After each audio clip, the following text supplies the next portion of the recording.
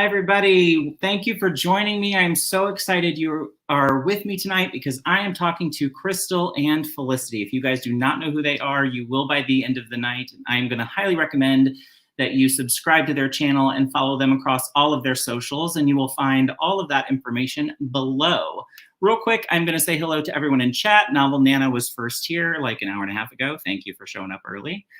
My husband in Costco checkout line, you are a gem. Jennifer Brown, hello, welcome.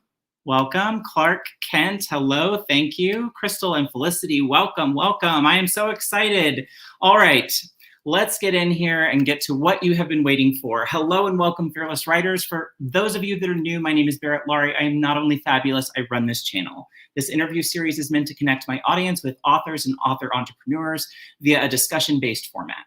The first half of the interview is mine, my questions and my time. In the middle, we'll have a short rapid fire questions section. We end with questions from the audience, so please denote questions with a Q so I can find them easily in chat. Crystal J. Johnson and Felicity Vaughn are Wattpad stars and Wattpad Editor Choice authors. These two best friends share a love of writing fun and steamy tales. Even though they co-write and co-host a YouTube channel, they live some 1,600 miles apart from one another. This dynamic duo is working to grow their platform and expanding their sales reach ahead of their book launch. Their partnership has taken them from Wattpad to an indie publisher to Wattpad Books, an imprint of Big Five publisher Macmillan, and they're only getting started. I'll ask them about their progress, how they met, what drives them, and what we can expect from their careers. So help me welcome Crystal and Felicity. You did it. Hello. Whew. Okay, that was a lot to read, y'all. Okay, we did it. Thank you for showing up, Bethany. Thank you, thank you. All right, ladies, welcome, welcome. How are you feeling? We're good. Thank you so much for having us. Yes, thank you. Thank you for being here. I am going to turn it over to you to do a quick hello and tell us whatever you are comfortable sharing with the audience. I'm Crystal J. Johnson.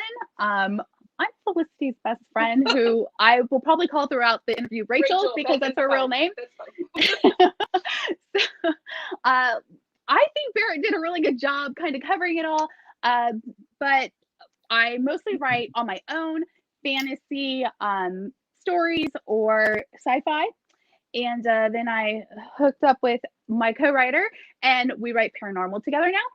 And I live in Phoenix, Arizona with my husband and my 18-year-old son, God help me, and a plethora of animals because I really love finding little animals that need homes and bringing them into my home.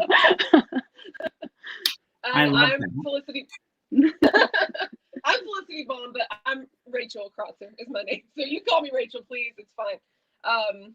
I am from Nashville, Tennessee. I am an English teacher by day and writer by night. So by myself, I write contemporary romance, paranormal romance, and together, of course, like she said, we mostly do paranormal romance. So I think that's our niche. That's where we feel most comfortable. Although I think one day we might try to drift into fantasy, perhaps, but we'll get to that later.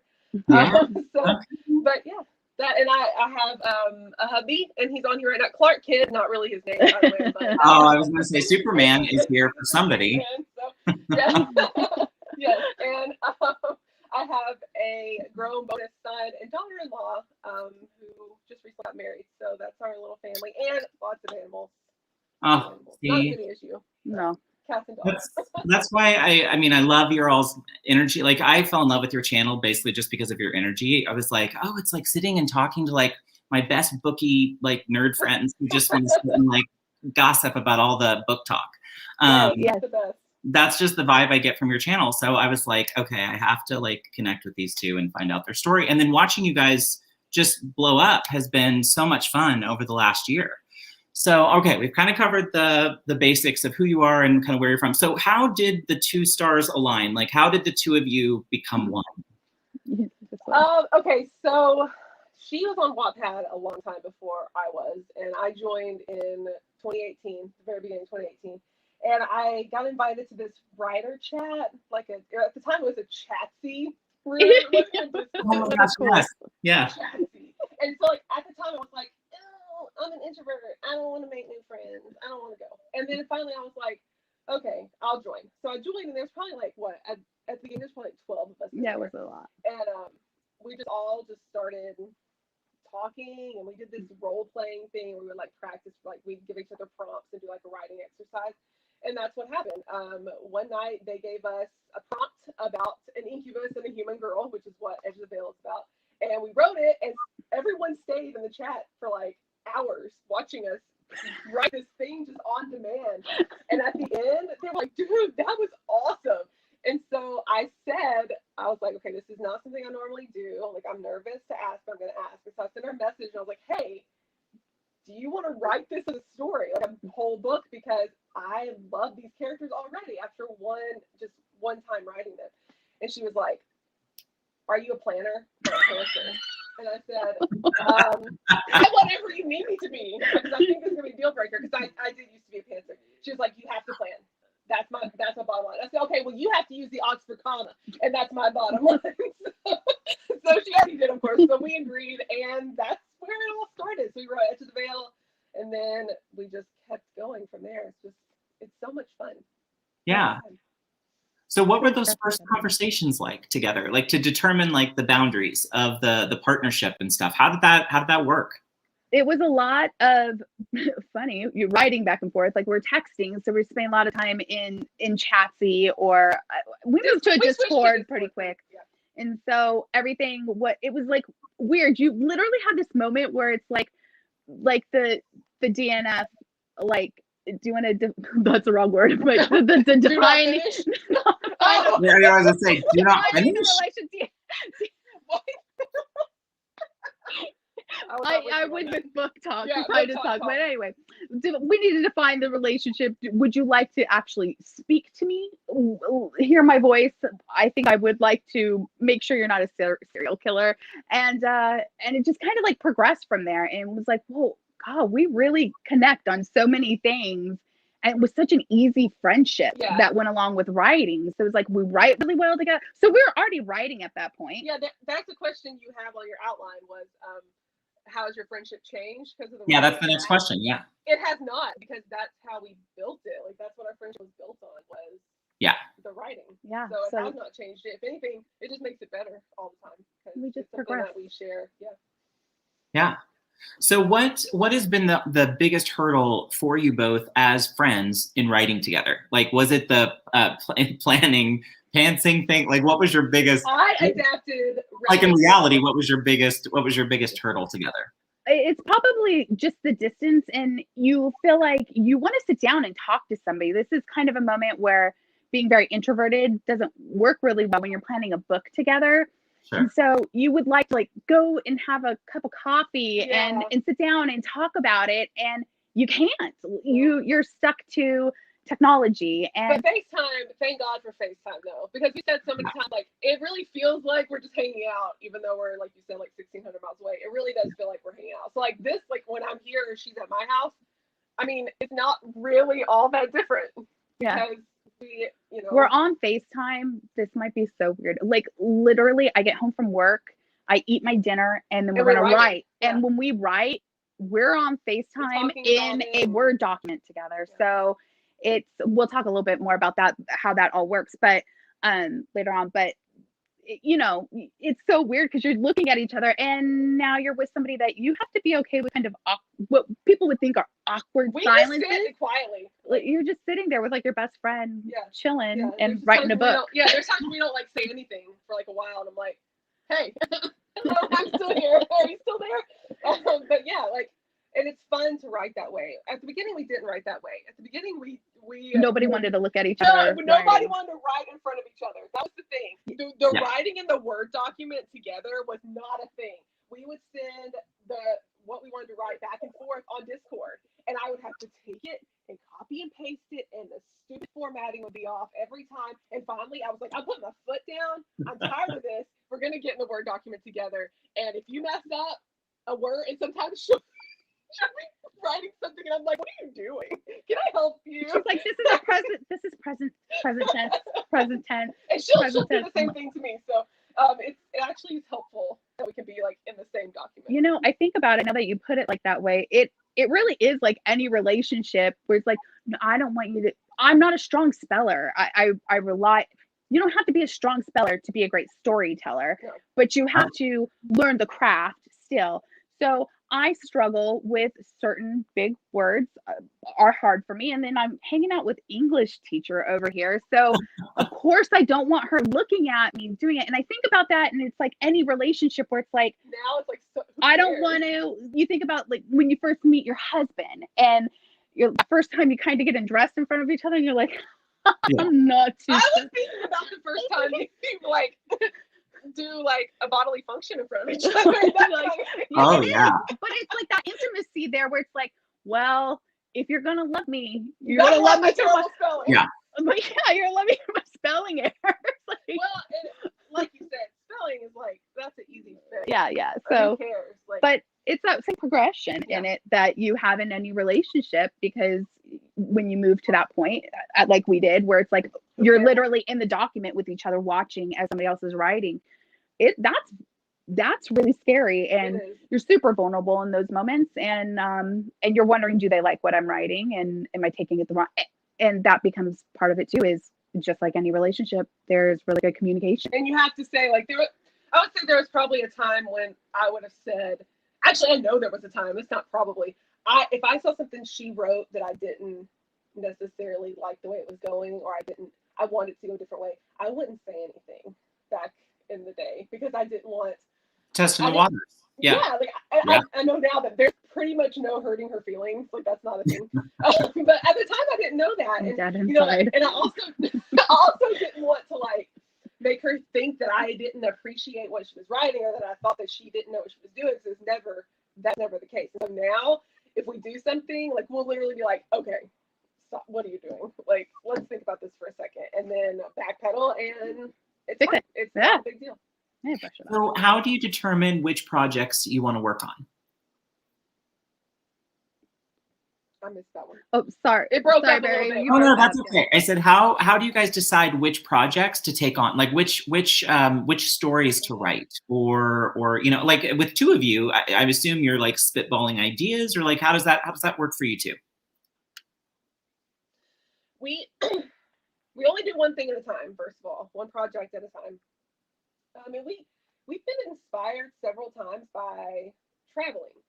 That's when, like, for example, when we went to, what's the town called? Bisbee, Arizona. Bisbee, Arizona, to stay in the Copper Queen. Yeah, super haunted hotel. That's where we had the idea. Like, we got back from the trip, and one day we're just like, okay. It was like early morning. We're just laying there. I'm like, hey, what can we write about? Hey, I've got an idea. Haunted hotel. And she was like, what?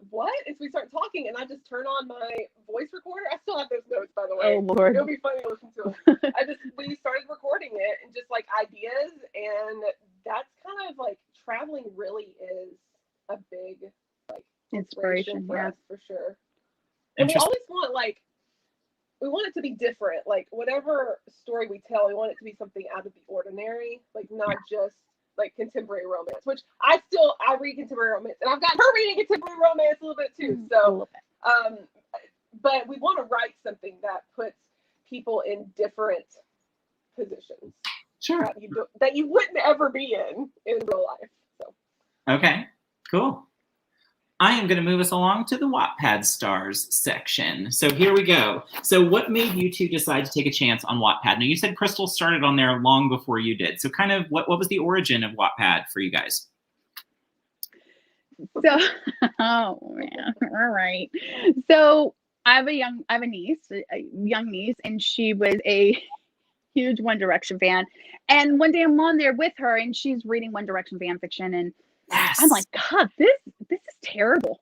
I'm like, what are you reading? These are so bad. And I'm like, I can do better than this. I think I can go on there and write you a better fan fiction, and I'm going to do it. And so I actually wrote a One Direction fan fiction, and it was slow, and it was okay. It did okay. And then I was like, well, I kind of just like that for myself, and people are coming about, and they're reading it slowly, and I'm enjoying that. So I was like, well, I'll write another one. Why not? We'll do another fan fiction. And then I was like, I think I really like this. And I think I don't want to be tied down to one fandom. And so it took me a moment to step out of that comfort zone, because I had actually found myself a really comfortable place within the One Direction fandom, and ended up starting the account that I have now. and expanding that all. So I wrote a story that started off as a One Direction fan fiction and knew the purpose of that story would be to merge it out of that fandom and move it over into being a actual sci-fi romance. And it went really well. It went really well for me. It like just changed some names and some, you know, physical features, and I was so happy with it. And then it just kind of, everything just started to take off, and that was so much fun. It's so much fun. I just love Wattpad so much. Yes. And so, and then here comes Felicity in 2018. So that was 2014 that I started, moved, opened my new account. It started being active on my new account and about the same time that Rachel did. And then she came in and a whole new thing happened. I started writing fan fiction also, Harry Potter fan fiction. Oh, that's embarrassing. how many of us did not do that though? I mean, real on fanfiction.net. I was not on Wattpad. I was on old school fanfiction.net in college. And then I always said, I don't think I could ever write a novel with my own characters, which is so crazy now that I said that. I did. And so one day I decided to write a novel, and it's a mystery thriller romance. And so I wrote the whole thing, and I had a student who had graduated the school that I teach at, and I let her read it. And she goes, oh my gosh, you should put this on Wattpad. And I was like, what's Wattpad? And she told me, and I was like, I don't know. Like, I don't know about people reading it and being able to comment. I don't know. She's like, do it. I promise you should. So I did. And that's where that started. And I've told her so many times over the past 3 years, like, thank you so much for telling me about Wattpad, because I had no idea what it was. And I can't even imagine not being on Wattpad. Like, my life would not be the same. Yeah, no. Wattpad, I love Wattpad. I will sing Wattpad's praises. Yeah, you should. I mean, you guys really, they've given you guys a huge like boost in platform, and it's been incredible to watch. It's funny, for my friends who may not know what Wattpad is, or anybody watching, I'll just give kind of a basic version. I feel like it's a free reading service app, but it sort of has a social media element where you can interact with the readers, which we'll talk about a little bit later. But readers can interact directly with you, and there's like a voting system which kind of accelerates the algorithm to kind of promote you. Is that about right? It's sort of like a discoverability app for stories, which I love that idea. So it's kind of, at least when I was researching it, I'm writing for a little bit younger readers, and what drew me to it was a young person in my life who, again, was reading some of my stuff and was like, hey, you should really check out Wattpad. And I was like, well, what's Wattpad? And just like you guys, it kind of directed me towards it. So it's a younger kind of readership. You guys kind of write some steamier, more like grown up, like, grown lady stories. Yeah. So like, how does that work out on Wattpad? How does that work? How do you find the right readership? Oh, that works out great. That works out great on Wattpad. That's what people are on Wattpad to read. But we're not ambassadors anymore because we had to give something up. It was too much. But when we were Wattpad ambassadors, that was something that we did. That was part of our job, going through and making sure no one's like breaking the rules, because there are rules on Wattpad. And I think some people think it's like a you free can just for do all. whatever you want, and that's not the case. So you do have to be careful how much you put explicit content. Yeah, and how much. Like, it has to be like a ratio. Even ratio, less not than even ratio. ratio.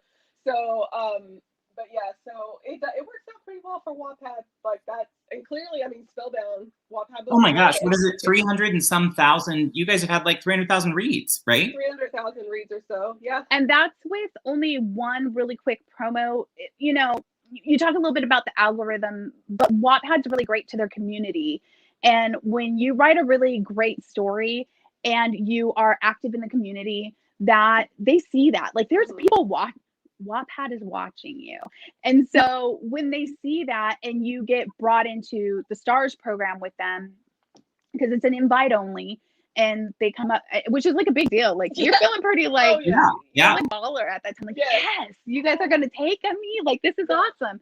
Yeah. It like opens these other opportunities with you, especially with that homepage on Wattpad, and there's an editor's choice list. And when you get put on that editor's choice list and you've got all your ducks in a row with like a great cover, a great blurb, and a story that seems really intriguing to readers, that just blows you up. And with Spellbound, the great thing is we did get put on the homepage because we'd won a NaNoWriMo contest that they did with the STARS, but we were kind of way down on the homepage. Yeah. but it was enough. And we always attribute it to our cover. I don't know if you see it back here, but our cover's really steamy that I made. And even Wattpad was like, lots of bra. And we were like, They were like, we like that cover. We just sat there and looked at it for like way too long. so, lots of bra. And it attracted people's attention. And that really helped us in the very beginning with Spellbound, because it gave it some great traction right off the bat. And not everybody is that lucky. And I wasn't one of those people that were that lucky in the beginning with like Affliction. Like, that's taken me years to get to where I am with Affliction. And it's taken you years to get to where you are with Cruel Trust. So it's a process, but it definitely helps when you keep on pushing through, and then the community recognizes that and gives you that platform and that boost to reach more readers. For sure. So now this wasn't one of the questions I had laid out for you, but it spawned out of what you said. So question for you guys, as authorpreneurs, on Wattpad, you were I'm assuming doing your own editing for one another, kind of, that's how, or were you paying an editor? What were your costs like? Was there any outlay that you had to do, or did you guys do most of your cover and that kind of stuff yourselves? I do all the covers. I like to just mess around creatively with good old Photoshop. So I do all the covers. As far as editing goes, the thing is everybody knows you have an expectation already because it's a free story, unless you get picked up into the paid story program, and then Wattpad would come in and do proofreadings with you to make sure that the story is clean. You know that there's going to be a certain amount of mistakes made because everybody's on there just trying to see even if they have, a talent for writing. And so that's just a great part of it, is that you can kind of test the waters with no cost. And it does help when you do have a degree in English. Okay. Well, if I didn't have that, so yeah, I'm sure it would be hard. Like I do, and I try not to judge terrible grammar. I try, because I know it's hard. But I do. We say this on our channel all the time. Please use Grammarly. Yeah. People, anyone out there who wants to write, use Grammarly or Pro Writing Aid before you put up your story. So really, you're just looking at proofreading it at that point, because the great thing about, you were talking about like the interactiveness of it and people commenting. It's like having beta readers. It is. So they're coming in and they're like, I really hate this character, and you're like, well, that character wasn't supposed to be hated. So I think I got some rewriting to do here to figure out how to make you guys love my character. So, and then you go through, and if you're like me, you delete all the negative comments about the character and start anew. And let's see what you guys think now and the kind of comments that I get on this character. So really, you're really looking at on Wattpad is first drafts. You're not looking at stories that have gone through content editing and line edits. Like that's not what it's all about. It's about putting your first draft out there and just seeing if you have a good structure for a story. Sure. So part of what makes your channel, I think what blew it up was the Wattpad search stuff that showed up for you guys. Uh-oh, did I lose them? Can you hear me? Uh-oh. I may have lost them. Bear with us. We're having a little internet connection. We'll give them just a second to come back to us. We've got some great questions for them for the second half. And Novel Nana is leading the way with some of the great ones. What are the best parts of co-writing? Hey, you two. Sorry, we lost you. Something went wrong. So. No worries. We're good. I was able to, we got the message. We're good. I was sort of like doing a dance, just keeping it going. What, can you hear me? Oh no. Oh, that's okay. We'll take our time until we get it fixed. Sorry, Barrett, we're still having some problems. That's okay. Take your time. We're good. Okay. I think we're good. I think we're good. Okay. Sounds good. Let's try again. There we go. Okay. Yes, sorry. Yay. No, that's okay. The gremlins got you. Great. They do that. See, so for everyone out there, if you have not checked out Crystal and Felicity's channel, it's full of great Wattpad content. In fact, I think that's kind of what blew up your channel first. Some of your biggest videos are Wattpad stuff. So in fact, when I wrote this question, I actually hadn't watched the video, but you had a video that's titled almost exactly what my question was, which was, what is the one piece of advice that you give every new author that's wanting to start on Wattpad? And I think your video was like the top 6 things or top 5 things or something, like when I went back to do the review. It's so hard to pick one. I'm going to go with that you have to keep on trying. Not every story is for everybody. And so you have to, there comes a point where you have to be okay with that.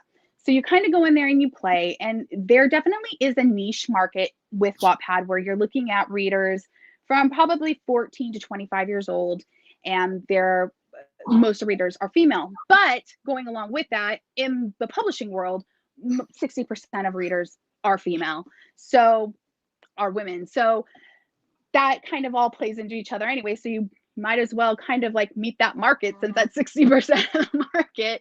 Yeah. You want to have a big book. So that's, I think that's it. You just got to kind of keep on feeling it out, figure out like just hit publish, just hit publish, put yourself out there and see what happens. Yeah. What's the worst that's going to happen? So nobody comes and reads it, then you're going to have to take an internal look, and that's okay, because as an author, you're going to take a lot of internal looks. Like, what was wrong with the story? Why aren't I catching their eyes? Is it the cover? Is it the blurb? Is it my opening? Like, you have, and Wattpad's a very fast-paced community. So you've got to catch their attention from the get-go. So yeah, mine kind of goes along with that. It's, don't expect it to fall in your lap. Do not expect your story to blow up overnight, because it's not going to happen. So just it's a give and take. Be patient and keep trying, and you have to work at it. So that would probably be my number one. Work. Yeah, it's a give and take community. Yeah. So you want people to come and read your stuff. Be ready. You need to go and read their stuff. Yeah, and support them. And I think that's how YouTube is, right? I mean, it's similar. You got to keep consistently.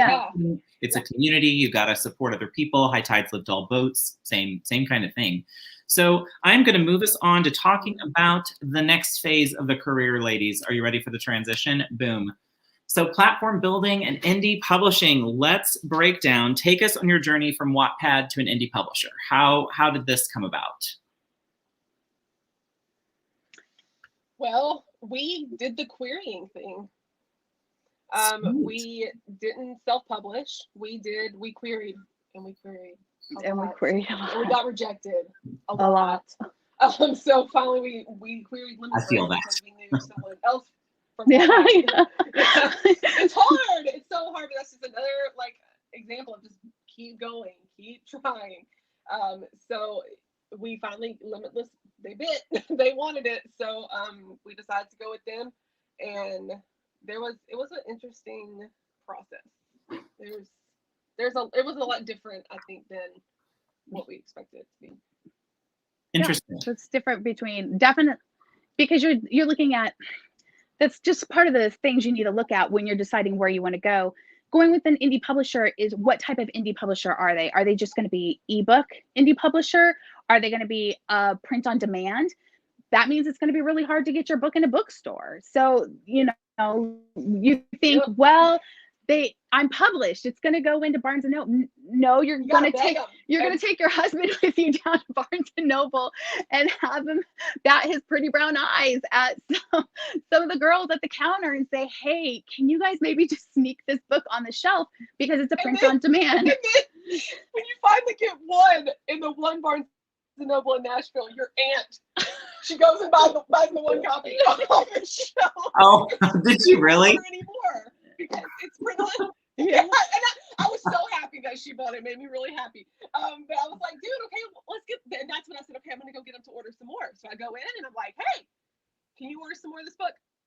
No, it's not returnable. I do think though, if we would have just been out maybe 2 more years, like at this time, we're seeing so many indie published authors make it from TikTok, because they're blowing up on TikTok, and those books are print on demand books. Yep. And they are in Barnes and Nobles now. And I mean, they're on as seen on TikTok tables. So we're definitely seeing the power of of bookish people on TikTok taking over, and it's affecting the way Book Talk. Yes. So Book Talk is having such a big effect on that, and you're seeing that in big retailers like, Books A Million and Barnes and Noble. So it's changing the whole market, and it's changing it for people that would have never gotten their books on those shelves or maybe got, you know, a book in Nashville on a shelf.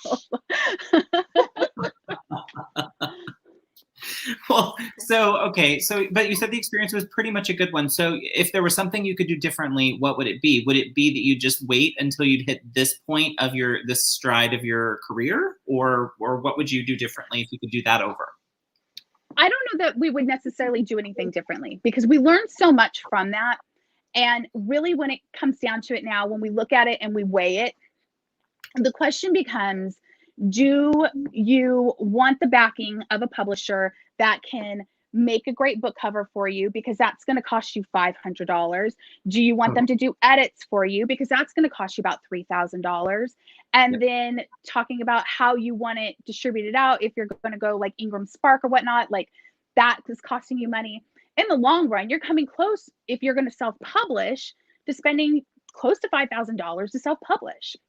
So do you want to spend that money, or would you rather give somebody a piece of the pie and let them make the book cover and let them get the editor and all that stuff? So it's nice to know. I think looking at it now, that if that was somewhere we wanted to go with our books and nobody were to ever pick it up, but we really loved it and we wanted to publish it, I think we would self-publish now, just because you're not going to get that backing. And you're not going to get that backing with a big publisher anyway. Yeah. You know, Penguin's not going to come in, Random House isn't going to come in and say, hi, debut author, here's a whole bunch of money for marketing. They're going to give you a really, really small piece of the pie. And guess what? It's all up to you. So that goes back into building your author platform and why that's so important. Because no matter which way you go, you are a selling point. This isn't the time of Anne Rice and Stephen King, who they didn't need any of those things, and now they just like hang out on Twitter and say whatever they want to say, and it's very comfortable. And they still sell millions of dollars. And there's no brand. Yeah, you don't have to have any branding. They just, Stephen King is Stephen King on Twitter. He just do. Yeah. And for us, it's not like that anymore. We are branding ourselves, all of us, every single person that wants to get into this. You can hate it and say, well, it shouldn't be about me. It should be about the story. Hate to break it to you. It's all about you. So you have to show your face. You have to give a taste of who you are. And hopefully people like that. And that attracts them to the book. Like, it's you. You're selling that book. Like, it's that beautiful face. Totally. Well, and you guys speaking of book talk, you're growing your TikTok. You just had like a TikTok milestone. Congratulations. Yeah, we get to go live now. Yes. That's so major. Because listen, I mean, the romance readers are happening on Book Talk. Like it's happening. Yes. Like, it's a thing. I'm loving all the, like, even some older titles like that I've had on my bookshelves for like years, like are coming back. I'm like, what? Yeah. Colleen Hoover. We were just talking about Colleen Hoover. Like, how huge, like everybody's pretending like Colleen Hoover is like a brand new thing. She's been around for a long time. She's been Rachel's favorite author for years. And she followed us on TikTok. Dude, I saw that. I was so excited. I love it. And we got another TikTok milestone today from Entangled Teen. They want us to, they love our crave stuff, because we are all over that series. We love it so much. And we've made so many TikToks, most of them just silly. And they sent us an Instagram message and they were like, we love your stuff and you guys make us smile. We want to send you an influencer box. We're like, we want it. Yes. Like, it's so exciting. Super I love it. Well, I'm loving seeing everything that's happening for you. So kind of the goal is that you're basically fleshing out your platform ahead of the Spellbound release, which is 2022. Mm-hmm. Yes. Fall 2022. Oh, sweet. So kind of what sort of content can we expect from you? Like what's your focus going to be? What is your goals here on the platforms? So on YouTube, we're really looking at bringing in some of that book talk influence into it and doing some book reviews. But we wanted the book reviews. Our first one ended up being more of a rant because we had things to say about that book, but we won't get into it. Yeah, I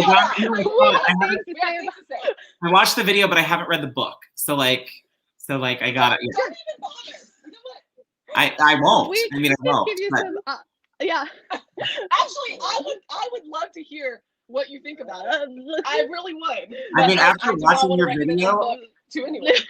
After watching your video, I'm tempted. So- Sometimes I like to hate read, like rage read. So maybe. Oh no, you broke up again. Uh-huh. Yeah, sorry, you broke up again. Oh, that's Barrett. okay. I just said I may have to read this so I can hate read. Oh, did I lose you? It was a hate read. Yeah.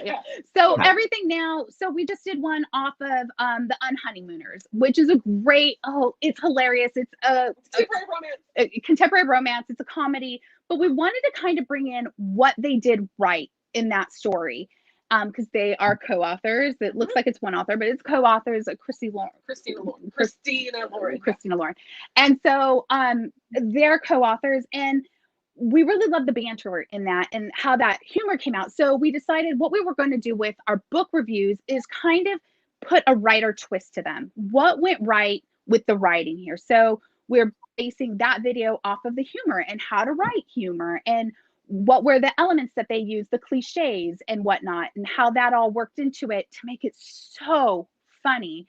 So that's part of what we're looking at doing. And of course, we're taking everybody along with our journey with Spellbound. So that'll be that. And we'll just keep on finding things. I mean, content is usually we sit down on a Thursday night and we're like, what's new? What's irking us? What can we talk about? What was something new that we learned this week? Kind of looking around at. Oh, I think the gremlins got them. Please hold. They'll be back.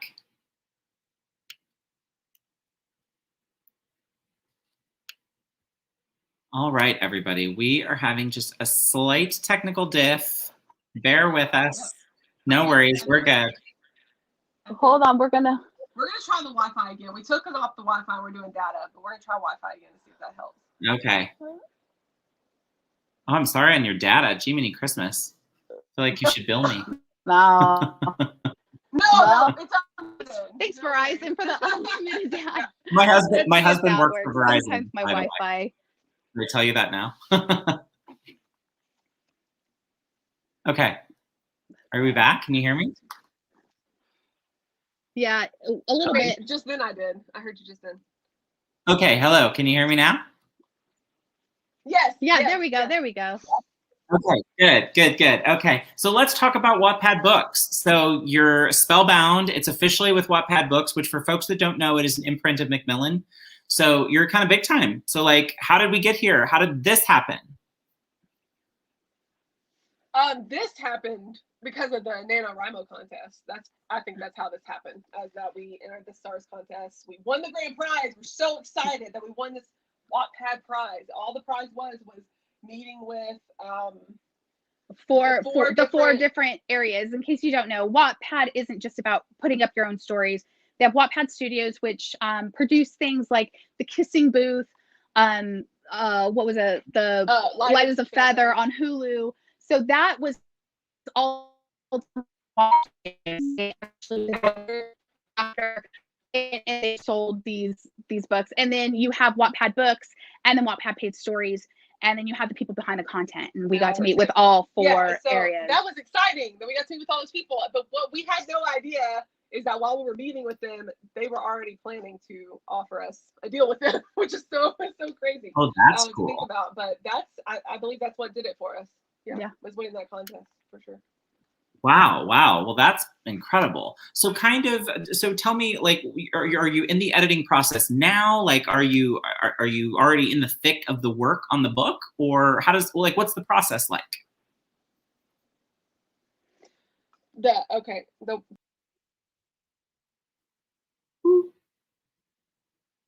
Hang on, they will be back. The Gremlins are in Arizona strong tonight. We are having a few technical difficulties. They will be right back with us, so hold tight, friends. Do not fear. Well, I can tell you that, first of all, if you have not checked out their Wattpad page, do so, because you can read some sneak peeks of the stories we're talking about. Hey, everybody. Can you hear me? Hello? Yes. Yeah, now we got you. Yes, we got you. Yay. Okay, so sorry, I was asking, so like, what's it like at the big time with an editor? What's the process like? Are you in the thick of edits now, or what's happening now? That's where we're at, is the big content edit. They sent us the letter. It was 17 pages, 10 pages of very specific stuff for our story, and 7 pages of general things they send to everybody. But yeah, that's where we're at right now. That's actually what we're going to do this week, is a lot of editing, and it's all making sure that our beginning is good, making sure that our antagonist is fleshed out, all the things that we kind of already knew we need to work on, because we wrote this book in 30 days. I mean, because it was for National Novel of the Month. So we knew we had some work to do on it. So yeah, we are definitely 100% in the edit mode. It was a lot. Like, I think people feel like, well, they took my book, so that's it, right? You love my book. I don't think a lot of writers, newbie writers, understand that it's not about, yes, they love your book, but not necessarily the way that your book is. Like, they love the concept of your book, and now you're going to have to really work on that concept and fleshing it out. And so I think that becomes such an issue for a lot of people, and where it like really hurts when you get these content edits, because they're so long and there's so much.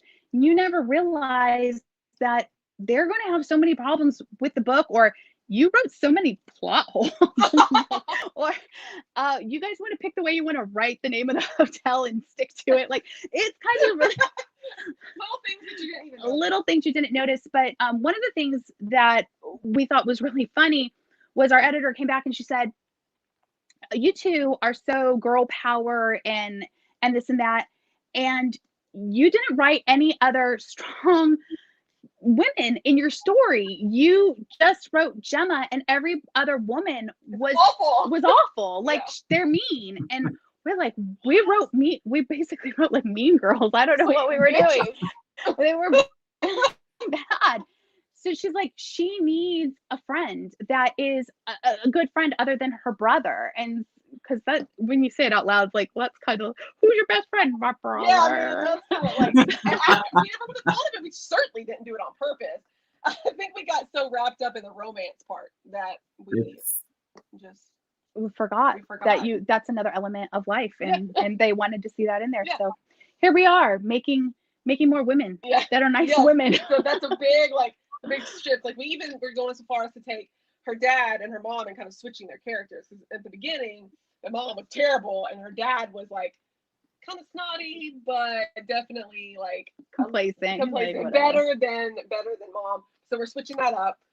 We're switching out male bartender for a female bartender, giving her a friend there. And then we have another witch-ish type character that has a lot to do with the magic part of the story that we're going to flesh out a lot more. So we're excited about those changes. But it was something that when she said it, we were like, well, that's what I'm saying.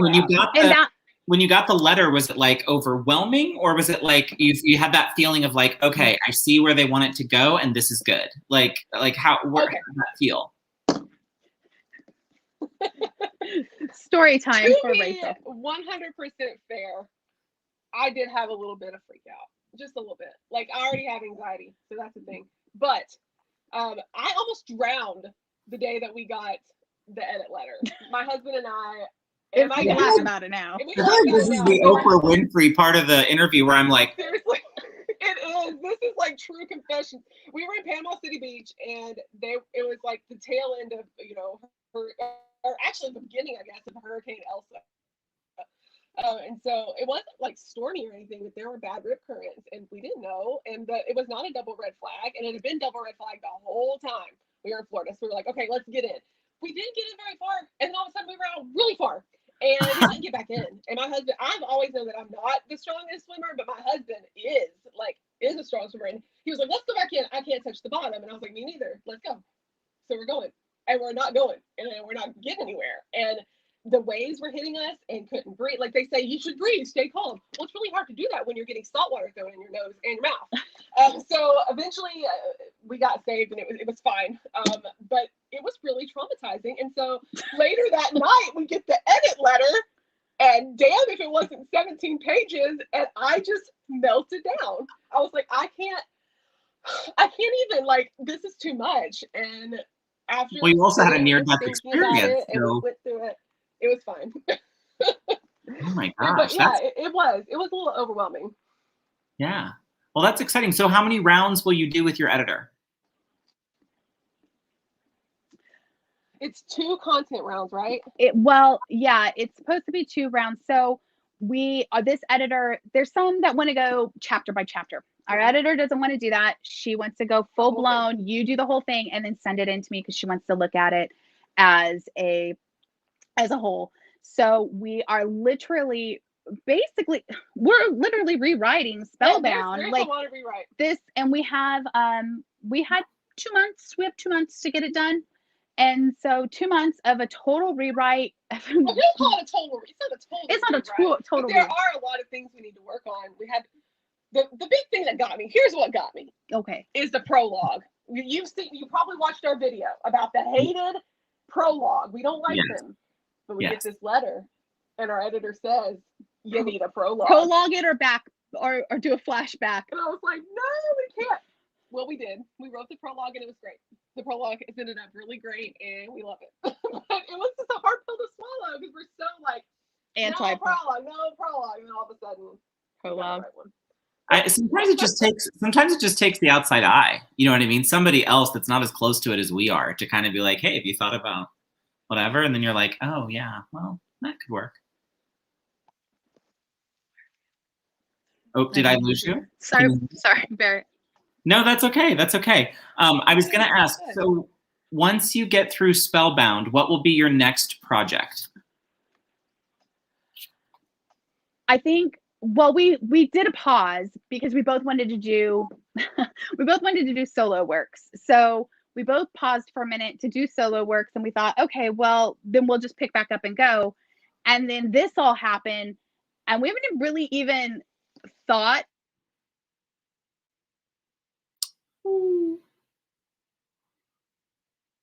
Uh-oh. Okay, hang on. We'll give them just a second. We will check out what's happening in chat. Thank you, Nana, for hanging in with me. And we will. There we go. We'll see if we can. We're back. How are we doing? It like comes back and it's so great. No, that's okay. Mine just popped up too, that mine's slowing down. So it maybe just be the whole world. Okay, here we go. So what's my question was going to be, so once you get through Spellbound, you were talking about how you were gonna pause and do some individual projects, and then everything kind of blew up and been going kind of 90 to nothing. So will you pause once Spellbound is released and then work on individual projects, or what do you think will be next for you all?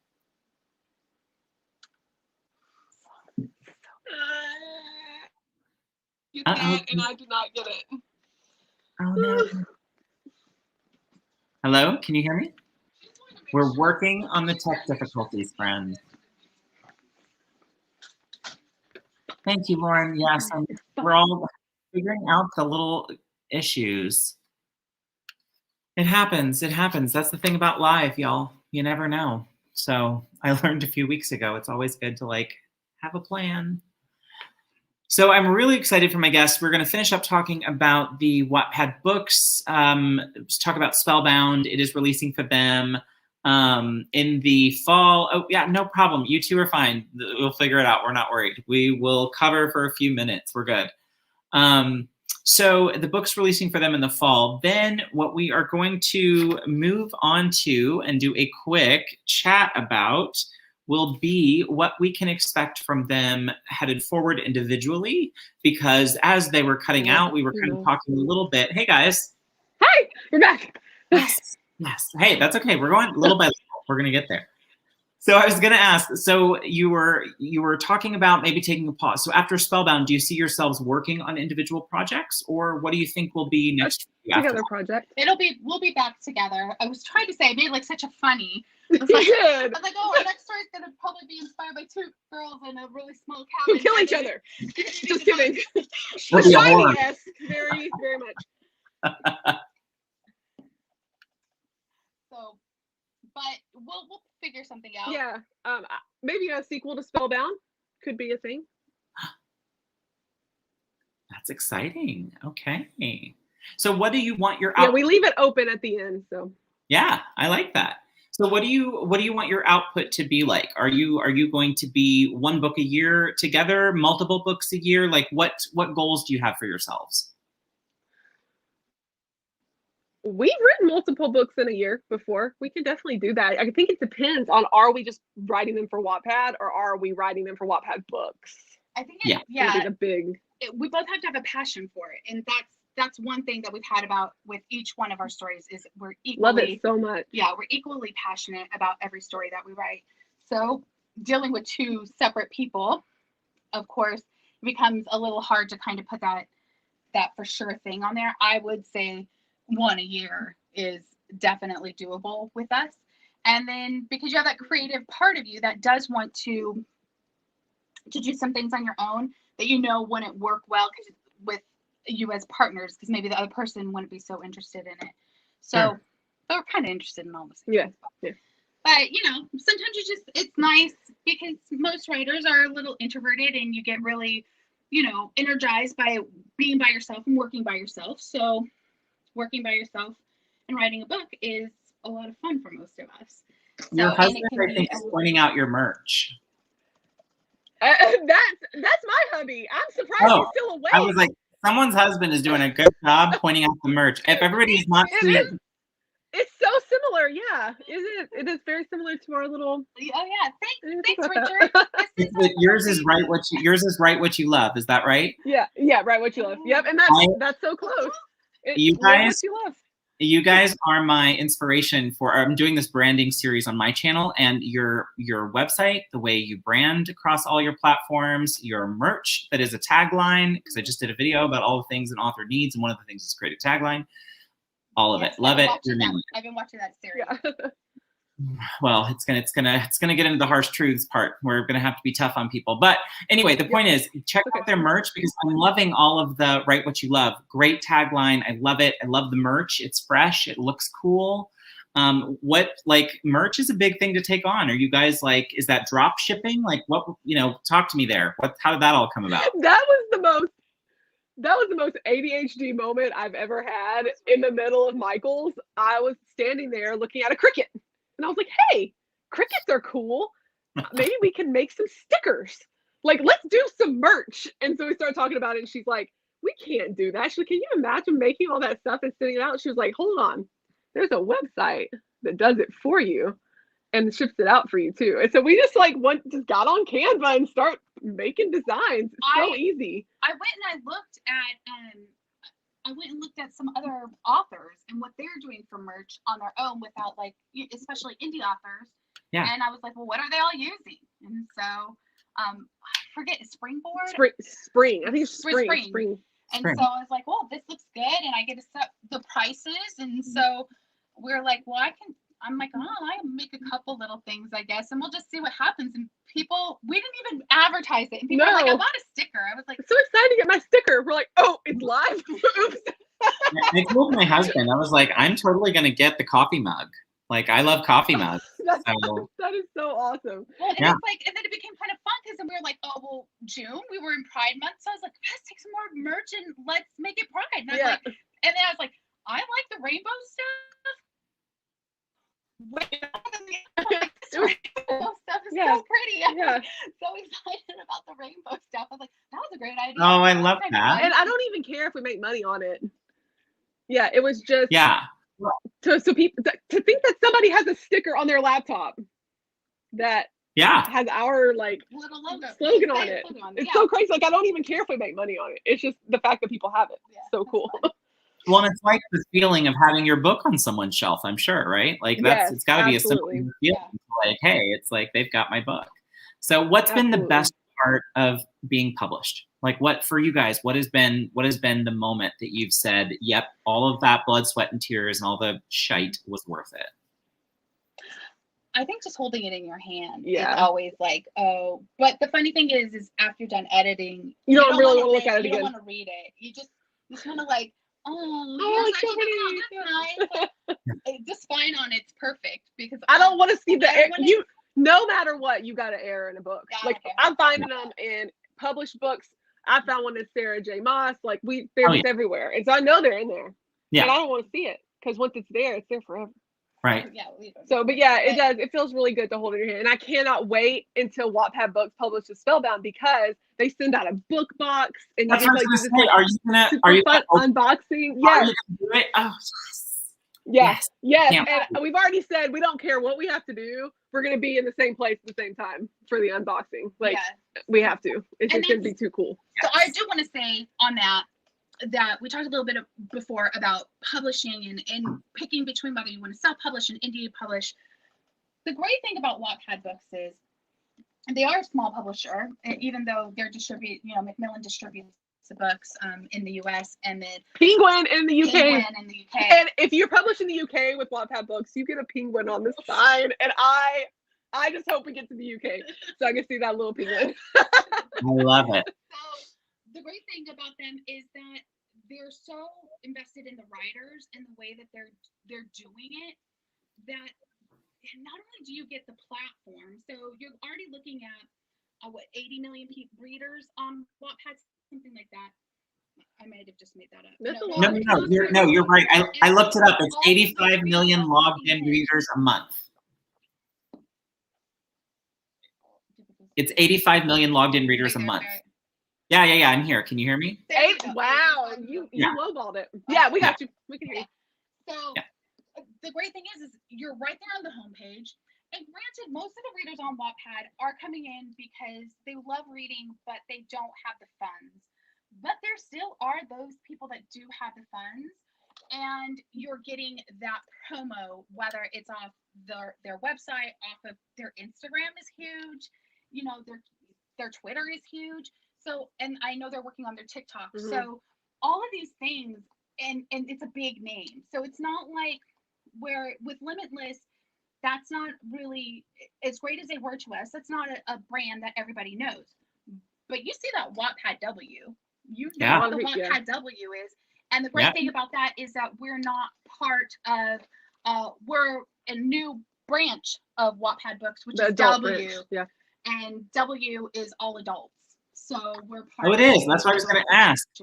Okay, interesting. Okay. So our W is going to be a little more edgy. Yeah. A little more spicy, as I say. I love it. Well, that's amazing. So real quick, before we move on to another topic, I wanted to ask, we talked about this off screen, but I wanted to ask publicly. So what else might you write besides paranormal romance? What can I expect? What could we see from the two of you that might surprise your audience? Fantasy. We really want to go into fantasy. I don't think that anything's off the table with us if there's a romance. Like that's kind of key. We love a good romance, and putting them in, abnormal situations. Yeah. My whole love of reading, Rachel said I don't really read a lot of contemporary romances because I feel like I'm looking in someone's window and I'm like, I don't really want to look in your window. I want to go somewhere I've never been before. Yeah. Really go a whole new world. So I think as long as it has those elements of we are doing something very, very different and it has a strong romance in it, I would write, I don't know how you do it, but I'd write a horror novel, and I hate horror novels. Horror! If it had romance. Yeah, totally. So, I want to write a werewolf story. So there's that. I think we could do that. Werewolf or vampire. Yeah, it's like they're coming back. And I think a lot of that has to do with Crave. Most certainly the whole werewolf vampire thing. And book talk. Like there's so many stories that you never think, oh, I'm not gonna read that. And then you read it and then you're like, oh, I want to write that too. So just keep your mind open. Yeah. I mean, book talk's a phenomenon. I mean, it's a thing on itself. If you're an author and you're not using book talk, you're doing yourself a huge disservice at this point. Like I don't know anybody. Like we look at Victoria Aveyard. She's really good on her social media and she really loves Instagram, but she's slowly moving into book talk. I'm seeing her do way more TikToks than what she used to. Yeah. because that's where it's at. And everybody that's like, I can't, I'm too old, I don't want to learn another. It's my pet peeve that people don't want to do that. Oh, I haven't let me count yet. I know I need to. I know I need to. I have not done it, but I have done the thing where I'm like, I'm too old. I don't even understand. No, you're not too old. Barrett, now you're on the shit list. That's okay. I got so mad at somebody on Twitter, yes, like just 2 weeks ago, I think it was. She's like, I'm too old, I can't learn another soul. And I'm like, well, then you're not into selling books. And guess what? She joined TikTok. She did. She went and joined TikTok. I was like, you are missing out. You're doing yourself a disservice because these readers are here. And when you're hanging out in the writer community on Twitter, that's awesome. But you're just out with the rest of the writers, and you guys are all looking for like some give and take, and you're really not finding fans. Right. And when we're going into TikTok, these are readers. Like, not everybody there is No. trying to sell a book. Most of them are just They want to read. young women, and we're seeing more men. Yes. More men come up on TikTok that are loving books, and they're loving romance books. Yeah. So that's even cool. Yeah. So listen, I love And there are that. people who haven't read in years. Yeah. It's really cool. So I'm hoping for you that you find one little dance on TikTok. You hold up a book. If we can do it, you can do it. I'll try. I mean, I'm like early 80s baby. Like early 80s baby. I will do it. I know it has to be. 85. You can do it. You can do it. I've got you beat, sir. I've got you beat, and I'm telling you that you can do it. You can do it. Okay. I'm gonna go with it. Well, here's what we're gonna do. I'm gonna give you guys about a minute and a half to take a break. I'm gonna show a clip from your channel, and then we're gonna pop right back and do the rapid fire questions. And we have a whole lot of questions from people in I'm the live. excited about this. So I am going to Awesome. do our clip, and then we will move on to rapid fire. So here we go, everyone. I am going to share a clip that made me officially fall in love with these two, although I'd been watching them at this point for about 6 months. But at the beginning of the year, they did this great video that was about how to become a Wattpad star. And there's this moment with Felicity / Rachel where the advice that was given really made me laugh because I could relate to it on such a deep level. If you don't know, on Wattpad, readers can leave comments to the chapters, and that is what they are about to talk about in this clip. So here we go. The next thing to me is the most important thing we're going to talk about in this section, and that's be positive. So you need to be positive in every communication, whether it's on your message board, story on someone else's message board. When you respond to someone else's comments on your story, if someone says something to you that you don't like, you've had to talk me down before from getting back at somebody. So you have to have self-control over your words. The delete button. Just delete the comment. Just delete it. Don't reply, just delete it. Let it go. Be professional at all times, and make sure, like we talked about before, have a writing buddy that you can go and vent to. That's the proper person to be venting to, not a whole entire community of people. Right. That is just some great advice for authors in general, especially in the year 2020, 2021.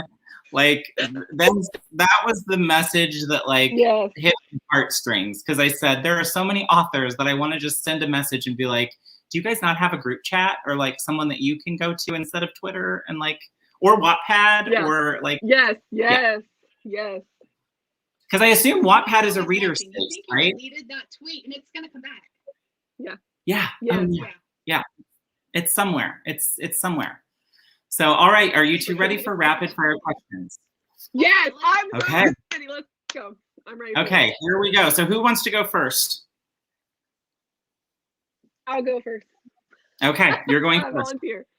All right, and what the goal here is 1 to 2 word answers and rapid fire. The first word, first thing that pops in your head. So, what is the sin that you're most willing to forgive? Okay. Oh wait, what did you say? Uh-oh. Oh, gluttony. Yes. Same. Gluttony, same for me. So I Oh, knew we were. like the sloth. Sloth. Oh. That's me. I'm with you now. I'm the 7 deadly sins. Sloth. Yeah. Definitely. Okay. Cool. What are you currently reading?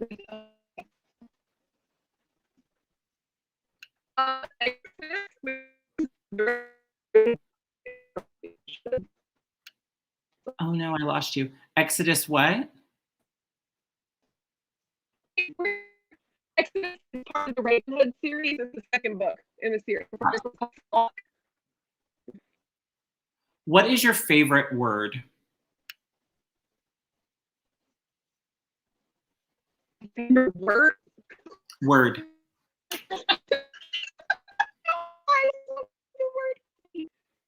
That's it.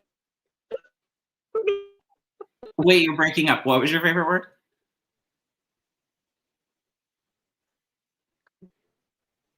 Hello? Oh, blast. Hold, they'll be back. Hey, Aphrodite, how are you? No worries, good to see you. I hope you saw Bex and I both left you comments to your story over on the Critique Group Live. So if you were looking for feedback, we left it for you over on the Critique Group Live thing. Just FYI, I wanted to make sure you saw it. Hey, you two, how are you? How is it going? We're back. The Gremlins? Okay, we're back. Okay. Yeah, we're back. We're back. We're gonna start again just from the top, or we'll just pretend like it didn't happen. Okay, rerun. The sin, Okay, sounds good. Okay. what is the sin that you're most willing to forgive someone of? Sloth. What are you currently reading? Exodus by Kate Stewart. What's your favorite word? Crispy. What's your favorite curse word? You can pass. Shit. Oh, good. Okay. If you could have any superpower, what would it be? Say that one more time. If you could have any superpower, what would it be? Invisibility. What annoys you the most? People who chew too loudly. Oof, same. Morning person or night owl? Oh, night owl, 100%. Don't talk to me in the morning. What is your best feature? Physical feature? It can be anything. Any feature that you think is your best personality feature, anything. Whatever. Yeah. Compassion. What is your biggest vice? Don't be afraid what other people think of you and just do what you love. Vice or advice? I thought he said advice. Oh. Vice is Vice. vice. Like vice. Food. I was gonna how did chips and dip go? Okay, chips and dip, Lay's dip, ranch dip, and Pringles. Okay, you don't have to get specific. Well, you can Listen, vice. I thought he said advice. You had me at chips and dip. In one word, how do you define happiness? Oh, love. Oh, that's a good one. All right, Crystal, are you ready for your 10? Okay, all right. Oh gosh. Okay, what sin are you most likely to commit? Oh Lord. Gluttony.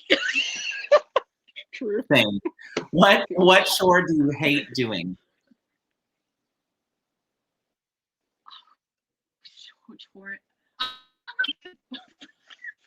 Gluttony. I'm like, I don't fucking. I'm not cook. It's not my thing. That's my husband. Not cooking. No. Cooking. That's fair. That's fair. What is your least favorite word? My least favorite word?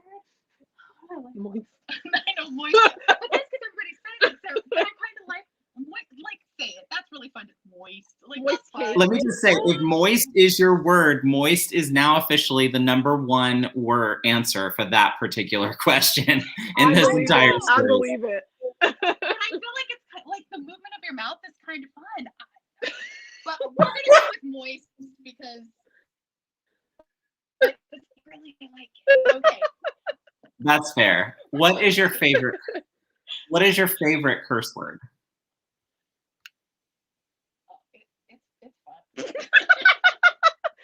can't refrain from saying that because I think my mama's watching. So. It's so, Sorry. the thing about that word is it's so versatile. If you could have any superpower, what would it be?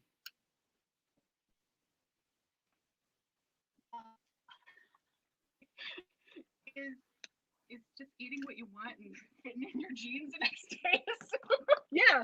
Oh, Super if metabolism. that- yes, my husband has that superpower, and I'm bitter about it every day of my Yeah. After quarantine, that sounds like a great superpower. It does. right? So what can always make you smile? Look at that cat. I'm gonna go with my son. He's pretty funny. My son, he makes me laugh. He like makes me smile. He is That funny. kid, I like that kid a lot. I love that. I made him. Where is one place you would visit if given the chance?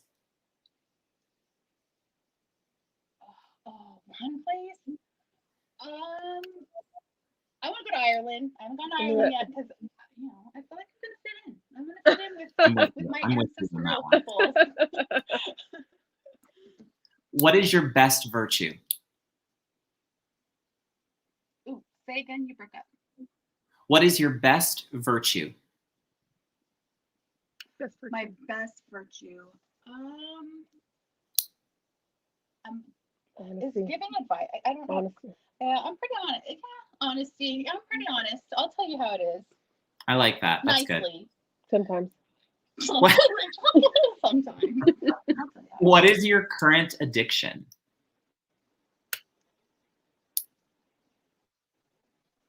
my current addiction.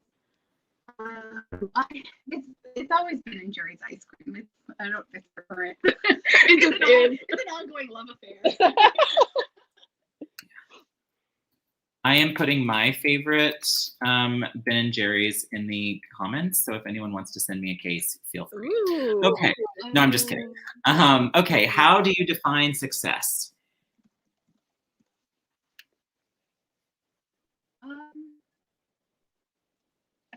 Contentment. I like that. I like that. Yeah. Peanut butter world. Okay, good flavor. That's one of my husband's. All right, I am going I to think you can only get that backtrack. at Target though. Yeah. Oh, really? Is it Target exclusive? That's kind of amazing. I think it is. There's one that's peanut buttery that's Target exclusive. Yeah. Interesting. Go Target. Well, I'm going to get into the questions. Nana has to say, what is the best and worst parts of co-writing? She is currently doing a series on co-writing on her channel right now. So your interview is fun.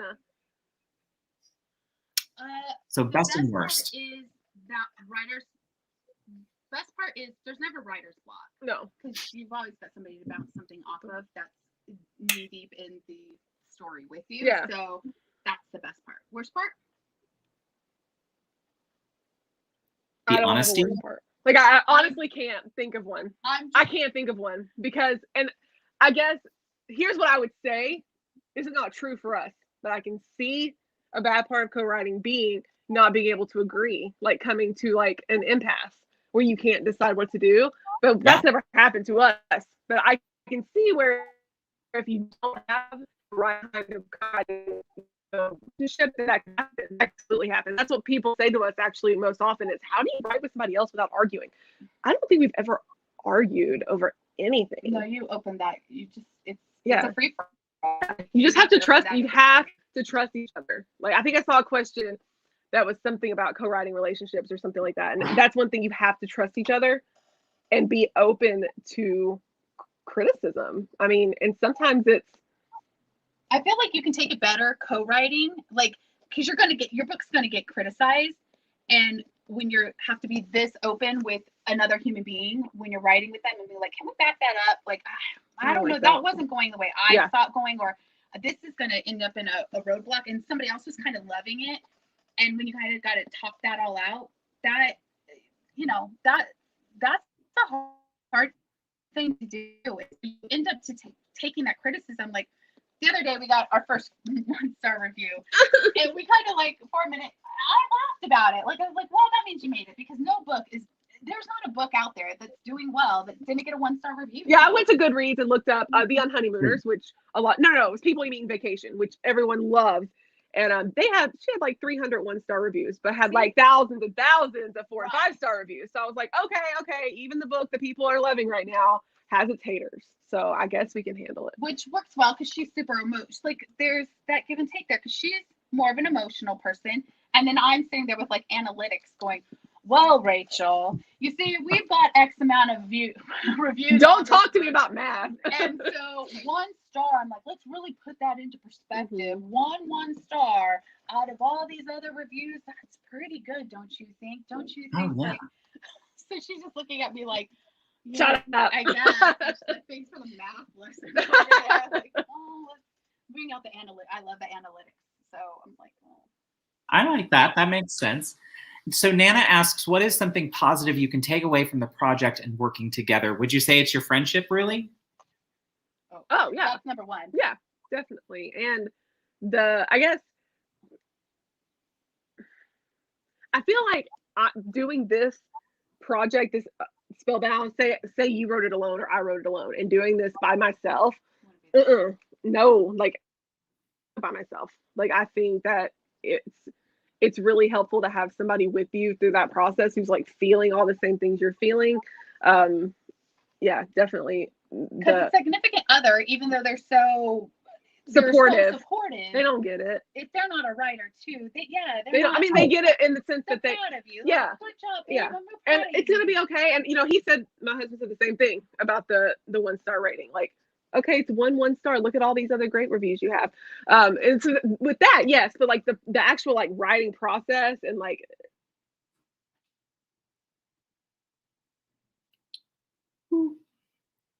They'll be back. 1 second. Nana had so many good questions. With the internet. Done. Okay. I was just saying that it's really helpful to have somebody with you who really gets it. Yeah, cool. So Nana had one more. Can you hear me? Can you hear me? Are we okay? Yes? Mm-hmm. Yeah. Cool. What was the most valuable lesson you took away from the experience?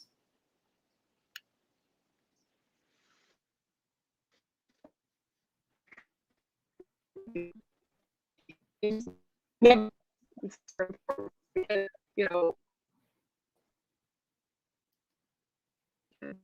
oh, there goes.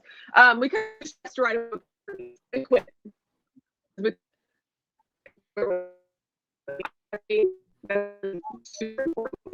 Anything would Keep come trying. out of Spellbound. No.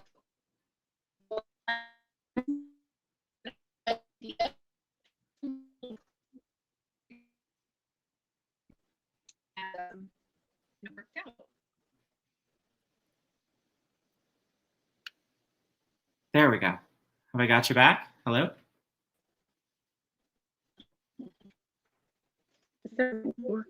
Oh, I can hear you. Can you hear me?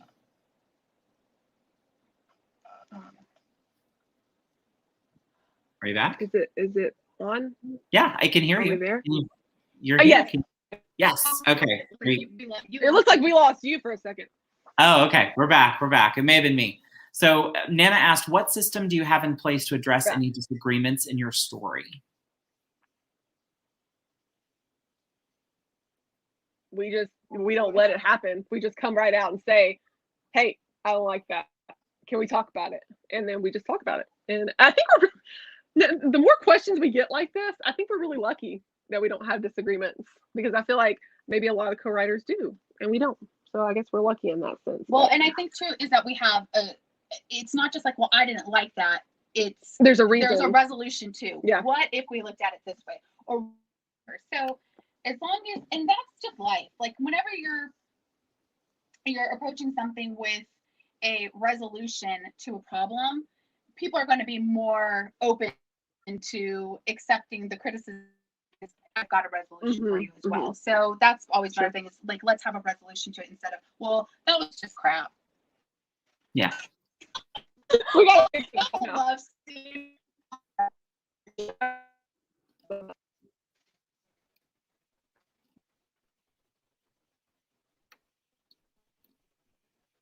Did I lose you again? Hello? Oh, I can hear. Your face is disappearing now. Oh, it's me? Oh my gosh, maybe it's my gremlins. Okay, I'm gonna go down. I don't know. No, I don't know. Here, I can. Let's see, did that help any? All right, guys, how are we? Can you hear me? We're thinking if we can you take us off the screen for a hot second so we can. Yes.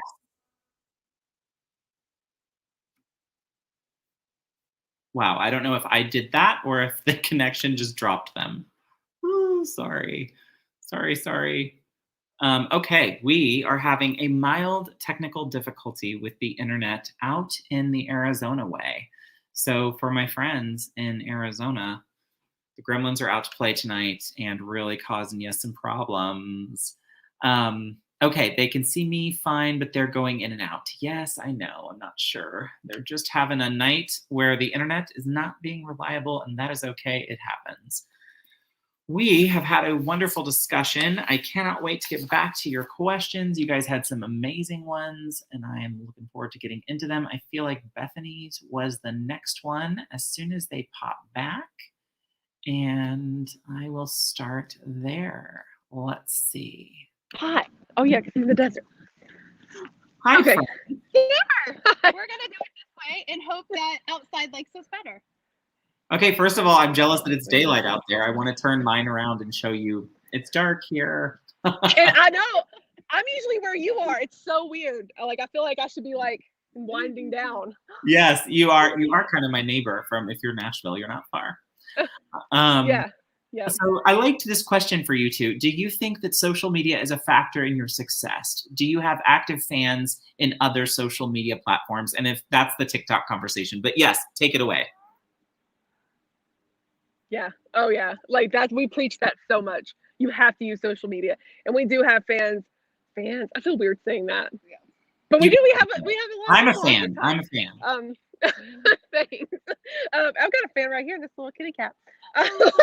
Yes, definitely, absolutely. You can't be a writer right now and not use social media. But I don't think you should use everything. I think you need to pick 3 things that work best for you. So for us, it's been Instagram, TikTok, and YouTube. So you don't need to be everywhere. Like Facebook is dead for us. It's dead. Yeah, it's dead. So really picking 3 things that you feel like you can really strive in and do well on those social media platforms. Maybe you like to take pictures of stuff, or maybe you feel comfortable showing your face. So you really need to figure out what that is for you and work them hard. And anybody will tell you that you have to like constantly be putting out content, and that's not just YouTube or TikTok. Like it's the same thing with Twitter. You're always connecting with people. Sure. I like that. So here's another one for you. What is your biggest asset as far as social media and marketing? Well, first of all, someone's Canva skills, just off the top. Well, Rachel is great with Canva. She really loves Canva. I think that, no, I don't know. Canva's been a lifesaver. Like if you're not using Canva, I think you're really missing out on there too. And not to be fair, we get the pro for free from Stars. But I don't know how much it costs. But if you're, it's like $12. If you're serious about, you should get it. I use PicMonkey, which is like their competitor. But yes, I think it's like $10, $12 a month. It's not bad. It's doable. Yeah. And the great thing about that is there's such great ways to share your books and post them on social media using Canva. So I would say if you're not, a Photoshop pro, then you need to be on Canva. Yeah, definitely. Cool. All right, we're gonna keep it going because you got a lot of questions in here. I am skipping down. The signal's so much better out here, even though. Oh yeah, and you guys look better. I'm so sorry. I'm sure you're melting. I'm so sorry. I'll try to hurry so you don't melt out there. No, it's fine. No, we're good. We're sitting on a little park bench in my front yard. No, I feel very cozy. It's I love it. But we're happy to have better signal out here. So yes. Yeah, you've got a killer signal. You're perfectly clear. What is the moment you realized you all were Wattpad stars? Like, what was your moment where you went, oh wow, we kind of made it? Like what was that like? I think it's always the moment where you see somebody get done with your book and they're like, this Favorite book my ever. favorite book. I enjoyed this so much. Or they're reaching out to like, you know, fangirl, fanboy with you. Yeah. And or they're really excited that you responded to one of their comments. So anything where somebody's just showing a lot of gratitude for you taking the time to say, hey, thanks, which is so weird because you're showing gratitude, but they're excited for your gratitude. Yeah. Yeah.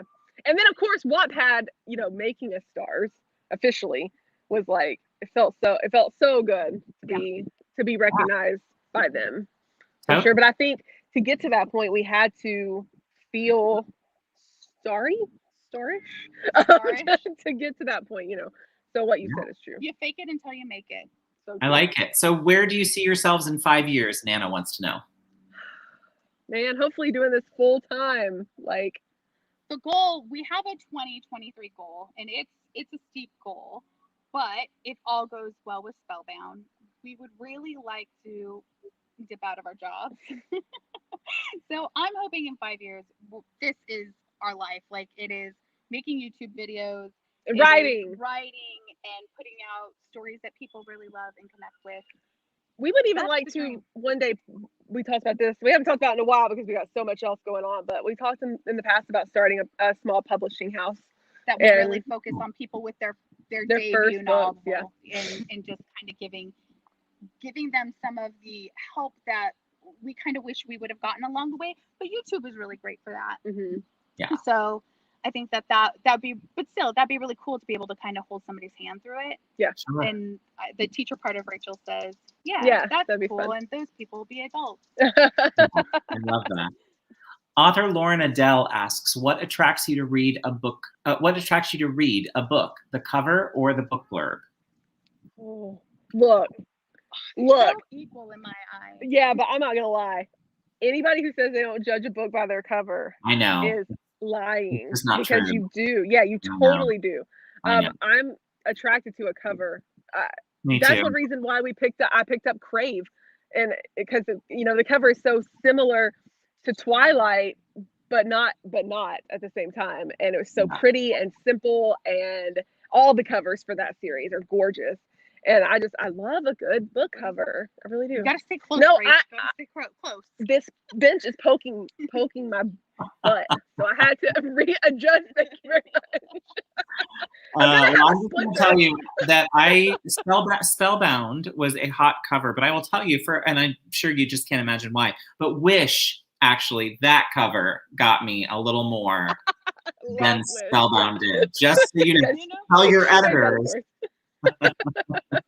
If they're looking for it to get like an LGBT angle on that, the Wish cover is going to get them further in my book club. Yeah. Gotcha. Thank you. Yeah. That Good one. We was messed with that cover a lot. Like we had a couple of different renditions of that before we decided, you know what? We're just gonna put the dude on the front and be done with it. You know, when you're indie publishing, now that you say it like that, that's kind of a great thing about Wattpad too, is to play with the covers, and you're not wasting any money, and then you don't got like an ugly cover out there that never did really well. Yeah. So you get to play with the covers a lot, because that cover did start as it was a couple. And another funny story about Wish is going along with the title. The title of your book is very important. Wish was not originally called Wish. Wish was called Sovereign, and we learned real quick people don't know what sovereign means. I guess through fantasy. And they don't want to ask because they don't want to feel silly. And then I guess they don't want, I don't know why you wouldn't just look it up, but I feel like when you see that word and you don't feel, I don't want to look a word up, I'm just not going to read it. Be a huge, like The Crown, reading that because it's said a million times. But yeah, we thought that it would have like been a good title, but it wasn't picking up, and we were like, this story is good. Oh yes, what's going on with the story? And so we changed the name to Wish, and we bounced it around because we were like, Wish, like, is that too simple? Is that too cliche? But we were like, that's what the story's about. And then I'm like, I'm just gonna put the body of this really hot guy on and the Wish, and let's go. And it's almost got as many views as Spellbound. No, 280 some thousand. Like I read that, you guys, back when it was 100 and some thousand. Which, by the way, it wasn't even that long ago. Like I feel like that was after Christmas. It got featured on the editor's choice list, and that's what happens when they put it on the homepage like that. It just like Because that's when I first like found you guys on YouTube, and that was the story. I mean, I saw your stories, and I was like, oh, this one seems to be for me. He's one of our favorite characters, definitely in all time for sure. Well, listen, yeah, and so anyway, that's a side note. Great story. Everybody wants to read. It's a good one. Nana, this is another good question. What would you say is your best source of support during the writing process? Besides each other. Besides each other, you know, Besides like each other. external support. Husbands, 100%. They're so. I hope my husband's still in here. I don't know if he is or not, but so grateful for like the patience and the like listening to us like blah blah blah blah blah all the time talking about you're books spending and, so much time together. Yeah. Like you're like, well, thanks. Yeah. I know I married you, but I've got like. But we all hang out. It's like now my we're wife all friends now. Yeah. So Oh, that's nice. Yeah. So the guys have like made friends too? Yeah, they're Facebook friends. Yep. They haven't met yet. They have not met yet. We're hoping October. A Vegas vacation. Yeah. We'll take them to go to Vegas. Sounds like fun.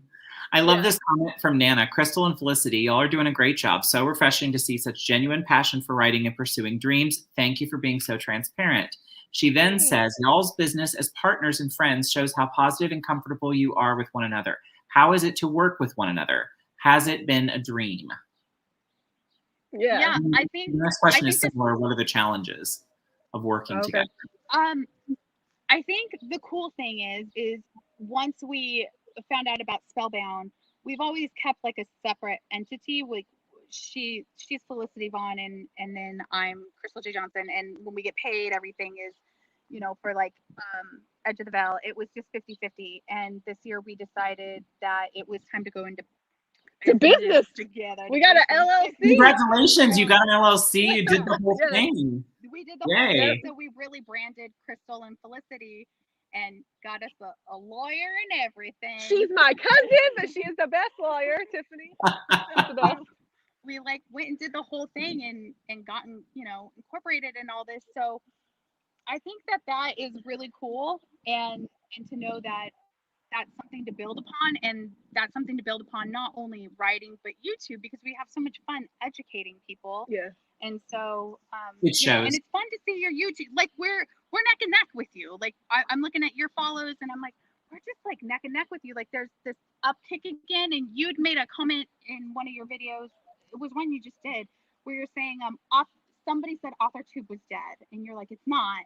And it's not. No, it's like, not. It's not. It's just people are, I think, ready for some new, refreshing content, and hopefully we're coming in with something new, being, you know, co-writers, because I don't know of anybody on. I do not know AuthorTube another channel that's doing it. No, it's brilliant. You know, and then to have, you know, you and I see like you've done everything that we talk about, where you're not just talking about writing, you're talking about personal struggles that you're going through and this and that. And so all those things get incorporated with it. And so now you have some new content with it. So hopefully we kind of revive AuthorTube, because I think there'll be a need for that with the uptick of readers.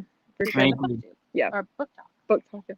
Book talk for sure. Okay, you guys convinced me. I will get on TikTok probably tonight. By the way, they had the chat blew up when you guys were doing your one-word answers. And what I forgot to tell you is that people usually throw their answers in while you all answer them. So like, yeah, I was watching actually. Yeah. I get a stream of like what the answers are to that. Like the ice creams that are popping up, like half baked, and I'm like, oh my gosh, I'm on a diet. That's mine. Half baked is the OG. Yeah. All so those good. core ones. The brownie batter core. Oh, can we go to the store?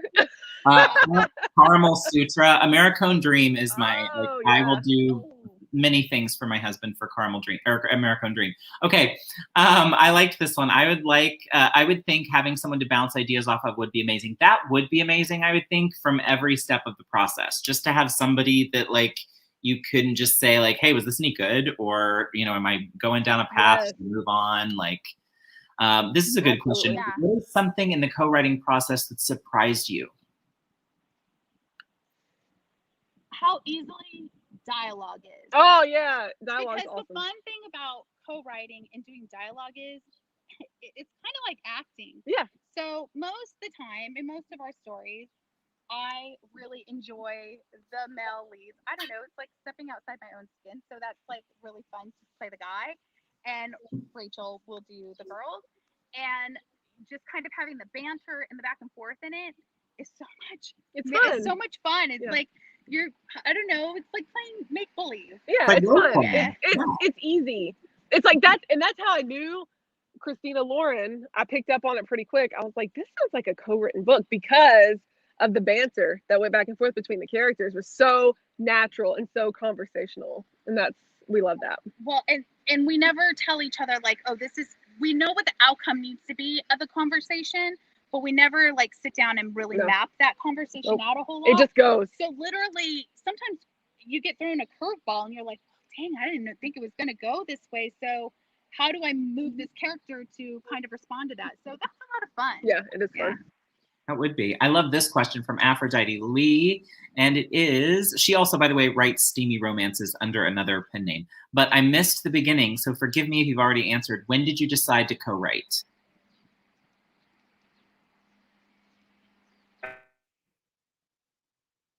Oh, did I cut out? Whoops. Well, if they cut out, I'm just going to real quick answer that, Aphrodite. They met through a, I think it was a Wattpad function. They were both writing on Wattpad and did this event together where they met and kind of exchanged information and said, hey, you kind of write stuff, I write, and that connection was then kind of made. So ladies, I may have answered that one kind of for you. Yeah. Well, what was the question that you asked before we broke up? What was that? She said, when did you decide to co-write together? Oh, okay. Oh, Okay. Before that, though, I feel like you asked something about a pen name. Was there something about? No. Her name. I was just telling you that the person who asked the question, Aphrodite Lee, writes steamy stories under a different pen name. That's her pen name. Oh, cool pen name. Yeah. That's awesome. So, okay, what, let's see, we asked that one. Here's one. What is the most important thing for both in moving forward with the initial collaboration? What was the thing in the partnership that you were both looking for that you couldn't find individually? Oh, gosh. That's a tough question. Yeah, they bring them. I mean, they're not. Okay. I'm not sure about the first part. I don't know the first answer to the first part, but the second part is definitely growth. I feel like we've both grown so much. Like my description skills have gotten so much better because Crystal's amazing at descriptions. Like these stuff that I never, she writes in a way that I never wrote before. And I think that a lot of that, I don't think it is, I know it is. A lot of that is because of our writing together that my descriptions have improved tenfold. Yeah, it's definitely a taking of the weaknesses of one and then the strengths of the other. And it's like, I don't know, my comma use was lacking really a lot. Another thing that you said before is the emotion. The emotional part of it. Like I never spend a whole lot of time. I'm like, well, I don't need to really dig into that emotional part. Yes, you do. Too much. And Rachel, that's where Rachel really thrives, is that emotional connection between the characters. I'm just like, well, you got it. Like, you see, he's being nice to her, don't you? Like, you don't think that anymore. No, That's where you've grown. That's where you've grown. No. My narrative has changed too. So, and that's been a growth together. Change the narrative. Mm-hmm. So. Oh yeah. Of storytelling, like. And storytelling for Wattpad and storytelling for a published book. That's something that we've really learned in this process of going with Wattpad Books, is that there is a difference in the way you write for Wattpad and the way you write for, mass market. I sort of assumed, and let me kind of play on that for a second, because again, I kind of found Wattpad accidentally, and the first book I found on Wattpad was by a young gay writer, and he did weekly, multiple times in a week releases, and so I kept going back from serial releases. So I'm assuming writing for Wattpad is kind of like that, where you're leaving more like cliffhangers, and it's more like serial style, where a book has to be a little more cohesive.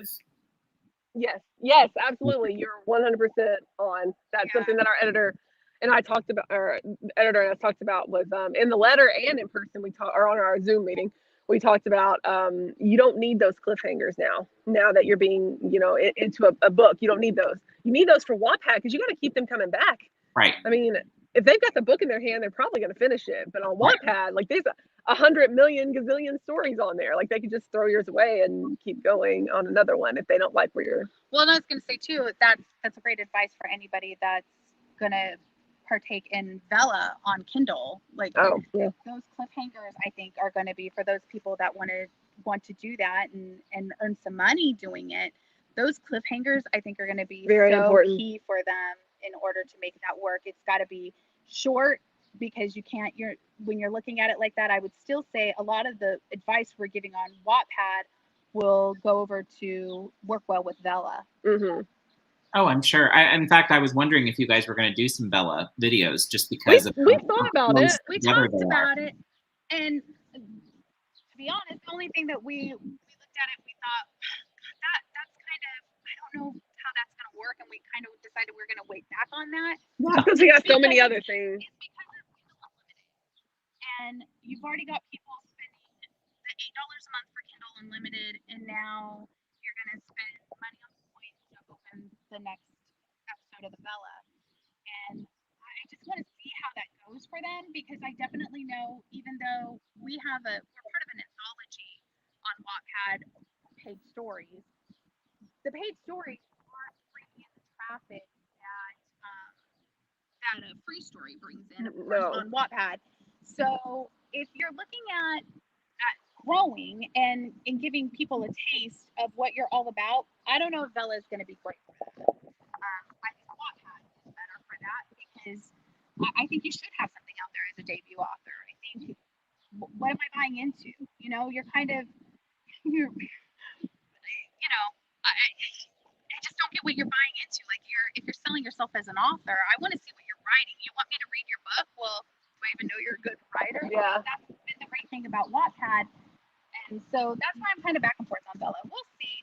I mean, anything's possible. There's lots of things that I thought we would never do, and we've ended up doing. Yeah, like a YouTube channel. Making merch. This is interesting. In the beginning. It was. In the beginning, we said, I brought it up, and Rachel was like, Ew, absolutely no. not, never. I'm like, you sure? She's like, nope, never. But then quarantine boredom hit, and Oh, yeah. yeah. Teacher's tune real quick. Yeah. No, I feel that. If you could rate your co-writing experience between 1 and 10, 10 being the best, how would you rate the experience of writing as a duo as opposed to by yourselves? 10. I was gonna say 11 just to be a smart ass, but yeah, 10. Yeah. What is your story decision process? What I mean by that is, how do you choose the tale? Once you choose, how do you move forward with the writing process? We touched on this a little bit. I think it was before she got here. One way we do is traveling. We were inspired by a supposedly haunted hotel that we stayed in, and as soon as we came back from that place, we talked about Spellbound, and then we just outlined it and started writing. We've been inspired by other books, TV shows we're watching, movies that, just put like a little seed in your head, writing prompts. And y'all, if you're not using writing prompts because you think it's cheating, no, go do some writing prompts. And mixing. Mix Ooh, them up. That's what we did with the drift. When we wrote a drift for Nano, we took like 3 different prompts and mixed them up and came up with our own original idea. So you definitely should. Yes, you did. Oh, my husband's still like, you're gonna be so tired. I love you. You can go to sleep if you need to. I had to put that up there because I love that. That was a sweet moment. But we do, I think very first, we both have to sound really excited about it. So if we're starting to like bounce the idea off and the other one's going, oh yeah, and then we're both like talking over each other and we're like, what if? I love it. I love it when she goes, what if? I'm like, yes, here it comes. This is going to be a good moment right here. Or maybe. And then we're both like, what ifing? And then it's like, oh gosh, get out the word. Let's get a Word document going. And then we just start bullet pointing things about, and it's a hot mess of just a whole bunch of ideas and then trying to put it all into order. It gets in order somehow. But when you're both really, really excited and you're having those what if, and if we're not both really excited, we're probably gonna table it, just because we have to be excited about it before we can really get into it. Yep. Yeah. What genre will you never write in? I asked you earlier what genre would you might surprise people. You said fantasy. What will you never write? The only one that we talked about this earlier, nonfiction. I don't care to write a nonfiction book. But anything, if it's got a romance in it, we're there. Like you can put a romance in an action book. You put a romance. But she does always say, I'm not gonna write an act. But I'm not good at action scenes. But she is. So I mean, we can like, Well, you know, that that's would what end up we being do. my Yeah. book. So, Put it so together.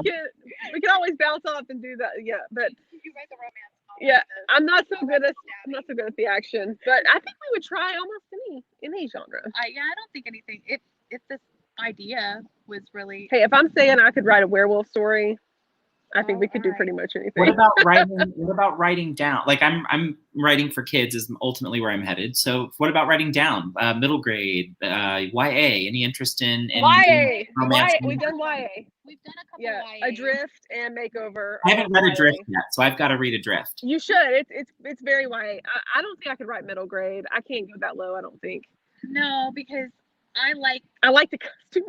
The romance would probably be a little too juvenile. Like, Yeah. Yes. no, and I think what makes YA so fun is kind of there's the first with like a sense of maturity to it, like you're coming into your own, and so that really makes it fun because it's not just a bunch of fifth graders like trying out a kiss for the first time. It's got a little bit more passion to it, a little bit more emotional. So YA, I think is That's it. Nothing Yeah, below nothing YA. low. Although I do have enormous respect for people who write books for younger children because I think it's so important that those kids are reading.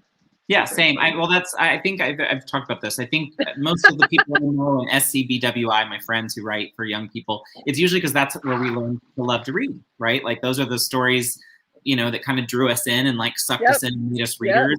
Where I think for my friends who write romance, most of them, like there is a book they can identify where they were like, I read that trope and it like sucked me in and I was like, that's Absolutely. insane. So I wish there was more romance in the YA space that was different. You know what I mean? Like some of the stuff you guys are doing. I'm going to tell people who have not read the book. I told you guys this before we went live, but I wanted to tell people here. Edge of the Veil, a great book. What I loved about it, I'm not normally a paranormal romance reader, which I said, but I loved the story. And one of the things I loved, besides the great characters, which will impress everybody, all of the characters are great. The supporting characters are really great. But there is, in fact, would you say it's new adult? Is that the category? Yeah, she falls in the new adult. Yeah, that's what I figured. So new adult story, but anyway, there's a character age difference between the love interests. Declan's kind of like this everything you shouldn't go for, but you will. But the thing I love about it is with the age difference, there wasn't any of that with Twilight, where there were some problematic things in that relationship that just haven't aged well.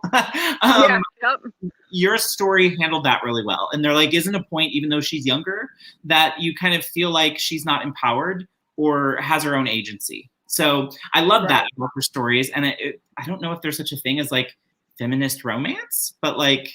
Sure. I think so. Yeah. It was a very female empowered story. And I thought, you don't see that in romance a lot. So, or at least I haven't. So I loved it. And I think that's still pretty new. We're seeing that more and more, especially when it comes to put your kids away, everyone. When it comes to sexuality in women, and we've always kind of coveted the virgin. And granted, Lexi is a virgin in Edge of the Veil, but it's about her making the choice that she makes, and it isn't so much about him wanting to take that from her, because there's issues. Right.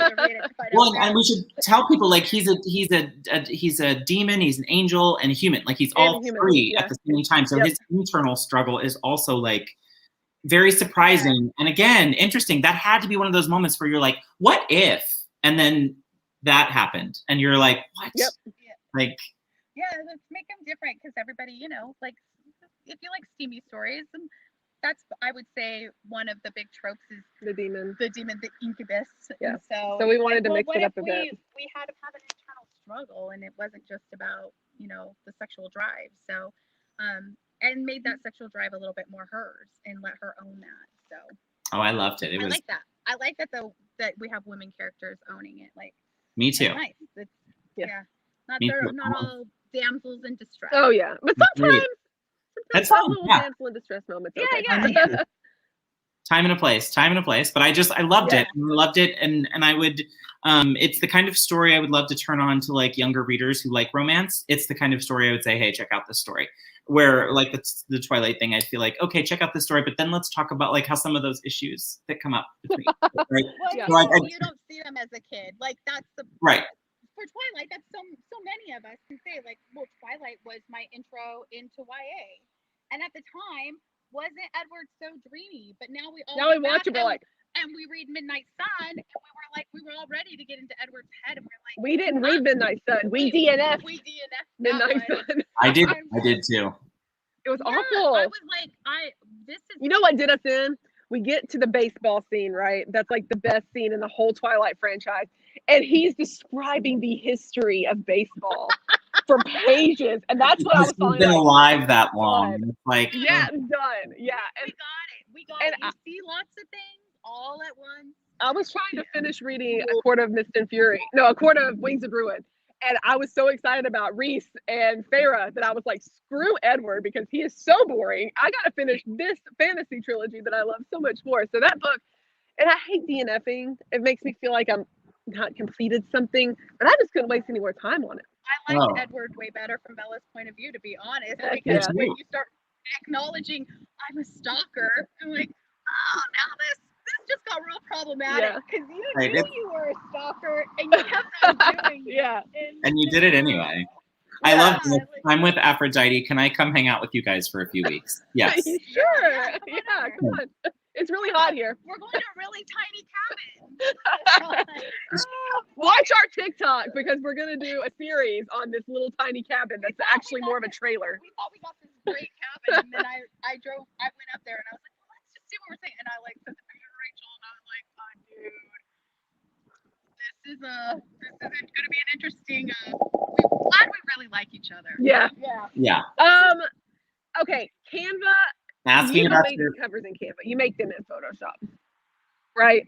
No, look at Rachel. She's already reading. I'm sorry. I read ahead. Sorry, I read ahead. No, I didn't want someone to think that you make them all in Canva, because that's Canva's not that big of a miracle. Photoshop. So all of our covers are made in Photoshop. We just send people over. Sorry, we took over your channel. Sorry, I'm so sorry. I'm so sorry. Take it. No. So Canva is more if you don't have any Photoshop experience. And the promos, that's what we make on Canva. All of our promos. But we will encourage people that don't know how to do that. So let's take Wish, for instance. That is a highly photoshopped picture. The man is somewhat real. But like a lot of that is added in there that I photoshopped in there because I love Photoshop. So, and I know not everybody has that skill, but if you're just looking for book covers, and I'm seeing, new authors, like as I'm going through Kindle Unlimited, you see people they are making them on Canva. They are making them on yeah, Canva. You could. So Canva's a good place if you're not into that and you don't got the $500 for a graphic designer. And I mean, those people deserve it. It takes a really long time. But if you don't got that money yet, you can totally do it on and Canva. You have a story that you really want to indie publish or self-publish, you should just go to Canva. Yeah, I agree. Interesting. So if someone's, what about Wattpad? I don't know about Canva, but on PicMonkey, they have an option to do a Wattpad book cover.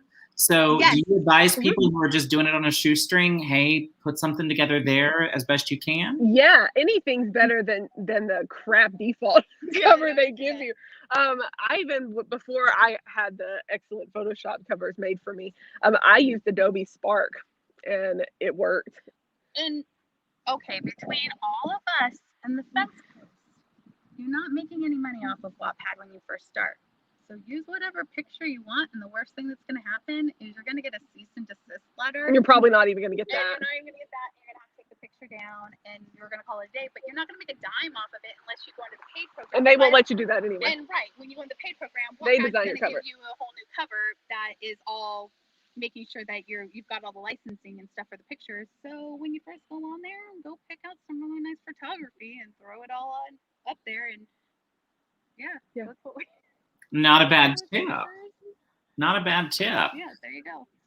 Well, ladies, I am going to wrap this up and close us out. I have so appreciated this. I thank you for bearing with me as we had some errors. I know I had to run you guys all over your house to get you on. It was not you. No, I know, but I appreciate you for continuing on and fighting forward. Of course.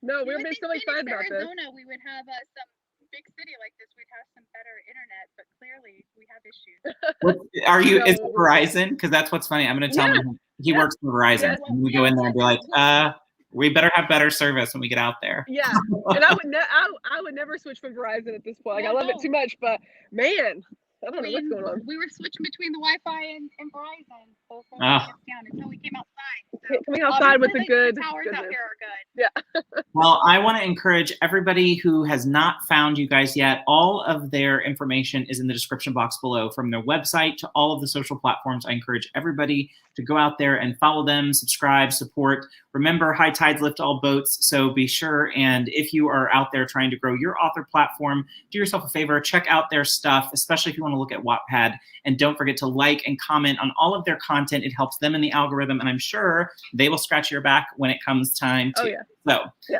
that's how it works around here. And I do agree with this comment. Got that sunset glow. You sure do.